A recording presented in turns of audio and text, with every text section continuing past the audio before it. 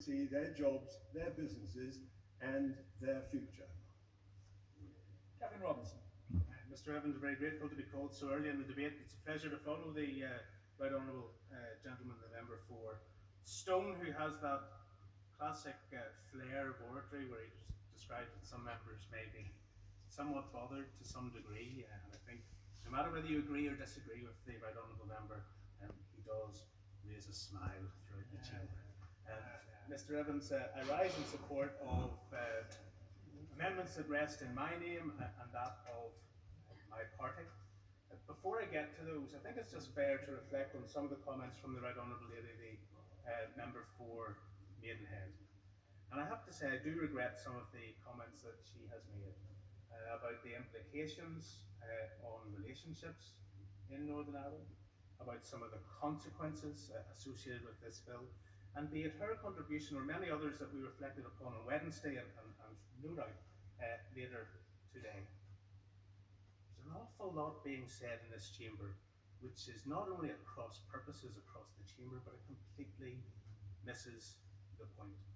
The Right Honourable Lady embarked on 9 months of a political strategy which largely was encapsulated with the phrase Brexit means Brexit.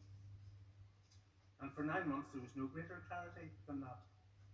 And yet here we are 4 years later, and we know that what was outlined as a national aspiration, what was agreed to in a referendum by the people of this country, is not being delivered for the people of Northern Ireland. There was, you will remember well, a week in December 2017 when there was a flurry of activity around the creation and the formulation of what became the UK-EU joint report. And we will remember what work had to go into getting provisions in place in that joint report on paragraph 50. And paragraph 50 of that report not only represented the principle that it was of no concern for the European Union to impede or impose upon the integrity of a member state, but phrases such as this, that the UK government will ensure that no regulatory barriers develop between Northern Ireland and the rest of the United Kingdom unless it is consistent with the 98 agreement and agreed by the Northern Ireland Executive and the Assembly. But in all circumstances, the UK will continue to ensure the same unfettered access for Northern Ireland businesses to the whole of the UK internal market. Now that was paragraph 50 of the joint report, but yet it was never honoured in the withdrawal agreement that came forward. Never honoured. Of course I will give way to the Right Honourable Lady. Honourable gentleman, he's making some powerful points. And will he recall that when the first version of the withdrawal agreement bill was brought forward before we had the election last year, I and others tabled an amendment that would have put paragraph 50 of the joint report into the withdrawal agreement bill, but that was not accepted by the government. Accepted by the government, but you were a member, the Right Honourable Lady was a member of the government that brought forward 3 iterations of a withdrawal agreement that did not honour that provision. That provision was not honoured in the earlier iterations of the withdrawal agreement. And secondly, and I'm very happy to give way again if she likes, but secondly, point that actually there was an addendum to the withdrawal agreement that was agreed and would have been lodged in the international courts that would have made paragraph 50 absolutely part of an international agreement, but that was rejected by this House. Say to the Right Honourable Lady that she may be right on that point, but here we are yet again, seeking to consider legislation domestically within this United Kingdom to right the wrongs of a negotiation. A negotiation that I have to say should never have advanced in the way that it did, because our government fell into the trap that it was trying to provide an answer when it didn't know what the problem was. It didn't know what the future trading relationship was going to be. It didn't know what the overarching trade deal was going to be between the United Kingdom government and the European Union government, and yet it set to solve the problem of the Irish border without knowing whatever of the overarching provisions would be. That made no sense, but that led us into this position where here we are today, and here I am this evening trying to ask members to consider provisions that should be part of this bill but are not. In saying that there are aspirations associated with this bill that should equally apply to Northern Ireland, the whole of the United Kingdom internal market, but do not. And I think that is hugely regrettable. Mr. Evans, I spoke on Wednesday on Amendment 22, and you will recall that during the consideration of Amendment 22, which was to clause 46 on the provision of financial aid, and our amendment to clause 47 about making sure there was no restriction on that through Northern Ireland businesses, that the response from government was, that's great, thank you very much, let's consider it on Monday. And here we stand on Monday, and I have enormous respect for the Minister, yet we're hearing, don't worry about your amendments, we'll consider them in the finance bill. But let me just say, Mr. Evans, that there remain important concerns about the application for state aid rules, European Union state aid rules that will apply in Northern Ireland. There is nothing contained within this bill, there is nothing contained within the government's approach, there is nothing contained within their plan that seeks to amend or fetter the role of EU state aid rules within Northern Ireland. I'll give way to the Honourable Member for Northern.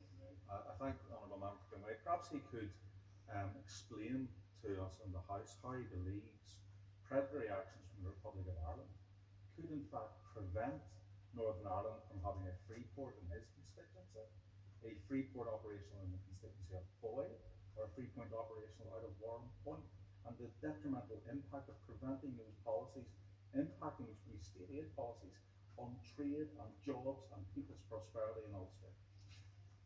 I'm very grateful, Mr. Evans, for the question, and I know the government would respond by saying, look, in this bill it is for the Secretary of State and no one else to raise issues or notify the European Union on state aid issues.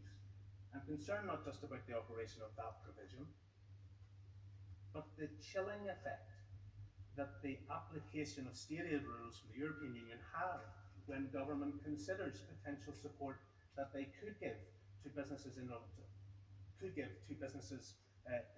Northern Ireland. I'm concerned that today again we hear that this only applies to goods and electricity. Well, of course, I think it applies to services of those manufactured goods as well. Hang on, I think there is a financial threshold of around £500,000, but I think there is much more clarity required from this government on the application of state aid rules in Northern Ireland, because all I hear actually is trying to make sure the EU doesn't encroach in GB affairs without any consequential understanding, recognition, or aspiration to solve the problems that we will face in Northern Ireland. I'll give way to a friend from East Antrim. I'm really accepted, whilst this bill may state that it's up for the Secretary of State to notify the European Commission of any state aid, there is absolutely nothing to stop either the government of the Irish Republic or indeed another manufacturer who feels aggrieved that state aid has been given to firms in Northern Ireland which then impinge on their ability to compete with those firms. Nothing to stop them taking a case to the Commission and going through the European mechanism at that stage.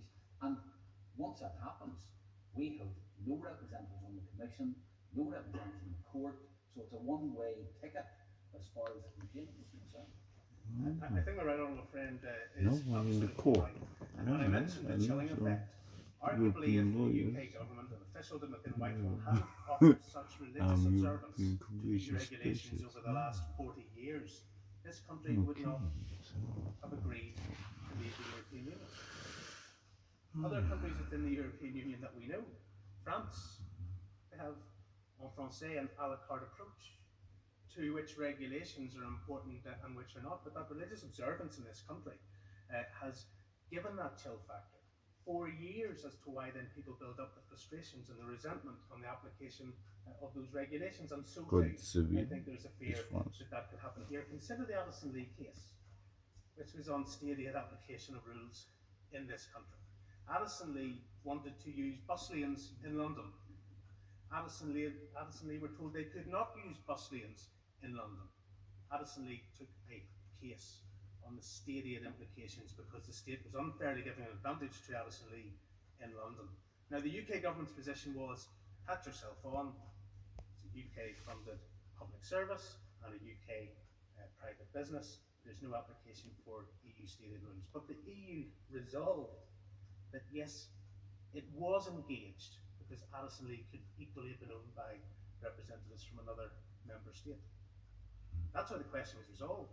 That's how Addison Lee can use bus lanes. So the application, far-reaching implications of state aid law, I have no doubt, would open the opportunity for claims from elsewhere. I will give way to Honourable Fenn. Thank the Honourable Fenn from East Belfast for giving way. The farming, just to back up his statement and his argument as he's putting forward, the farming community and business right across the whole of Northern Ireland have expressed great concerns with the different levels of state aid. It's not only the food that they're referring to, but highlights that subsidy comes in all forms.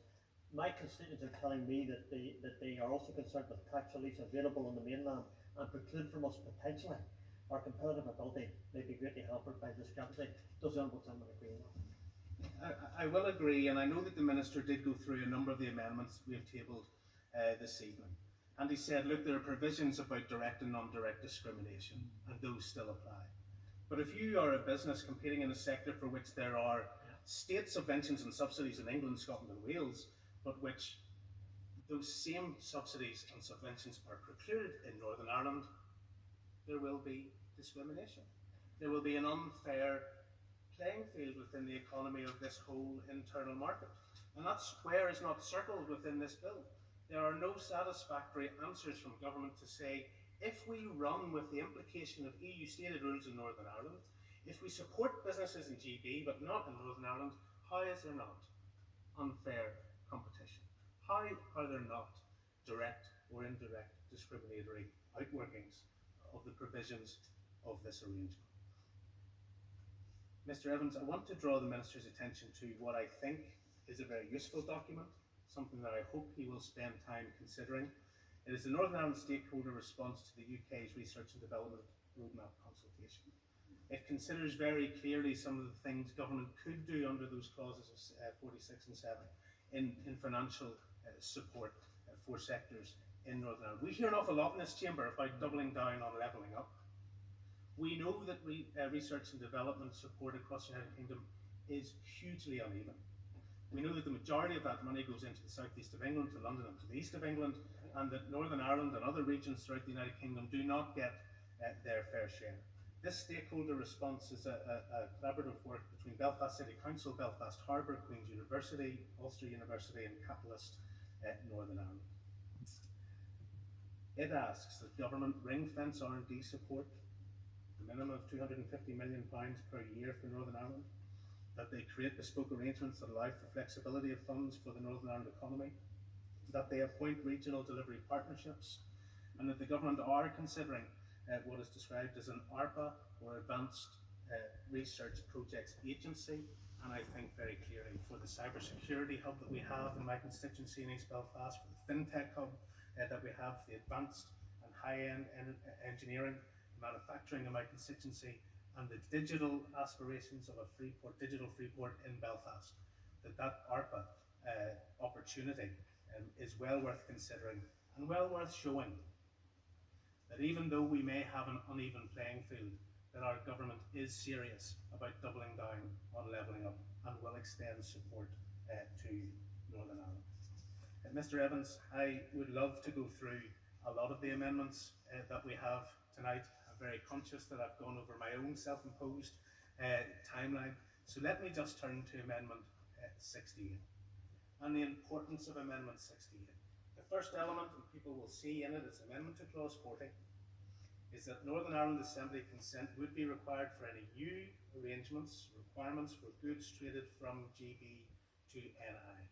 That they would not come into force, new requirements would not come into force unless they were agreed with the consent of the Assembly. And that no additional official or administrative costs arising from new requirements may be recouped from the private sector. We've heard, and the Minister referred to the TSS, the Trading Supporter Service. We know that the government have said they're going to put £355 million into that service at this stage. There are huge questions that still remain unanswered for businesses in Northern Ireland who have heard that they have unfettered access to the UK internal market. Some understand that that promise is one way. Some understand that that promise is NI to GB. Some don't understand that there are huge constraints on GB to NI trade because the government gave that power away in the withdrawal agreement. They passed it to the Joint Committee and therefore they only are half of the equation. We know that the Joint Committee is considering what goods are at risk. But businesses are trying to access goods in the rest of GB and their suppliers are saying, are we able to send this to you? Will we be able to sell you these goods? Will we be required to file exit declarations? Will there be a cost for us doing business with you in Northern Ireland, a cost which we're not prepared to make or you're not prepared to pay? And if that is the case, it makes a whole nonsense of this internal UK market. If I may get back, Yes, sir. I'm grateful to the member getting regularly. For the record, if this amendment did proceed and the consent of the Northern Ireland Assembly was required, A, would that constitute a unilateral breach of the protocol? And secondly, how would that consent be given? Would there potentially be a petition of concern that could be lodged against it, thereby giving his party and anyone else, in terms of the TUV, for example, a veto over the way forward? Thank you, Mr. Evans. I think the first aspect of that is this an intended breach? The answer is clearly no, because it talks about any new requirement, and if you read the content of the amendment, you will see that it is any new requirement. And look, the Northern Ireland Assembly has cross-community voting mechanisms, not to provide vetoes, but to encourage consensus. Encourage consensus. And the honourable members to my left know exactly why those provisions were brought in.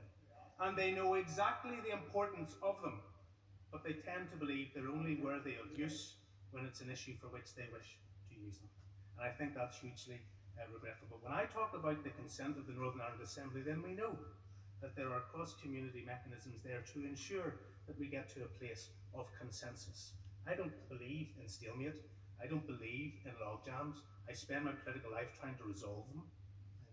I hope when I contribute on issues in this House, people will respect that I don't necessarily agree with everyone, but I will try to get to a place where we can agree.